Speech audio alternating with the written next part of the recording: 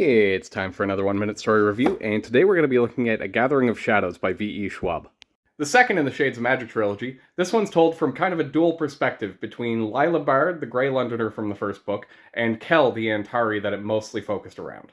Lila's story starts with her becoming part of a pirate crew and learning magic, which we didn't know Grey Londoners could do. On character for her, she pushes herself way past her limits and winds up joining a magic tournament that she has no right being part of.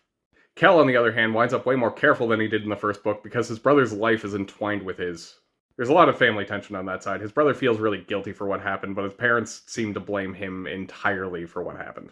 This leads to sort of a role reversal from the first book, because Lila was the one that felt trapped there, and Kel was the one that was free to go wherever he pleased, and now the two of them are feeling quite the opposite.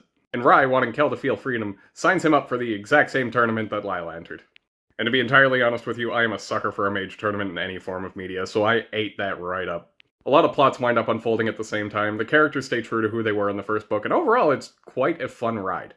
But it's not without its flaws, and there were two things that bothered me about it. The first one is Lila really is kind of a bad person. She does a lot of stealing and murdering when it's completely unnecessary for her to do, and it makes it really hard to want to be on her side.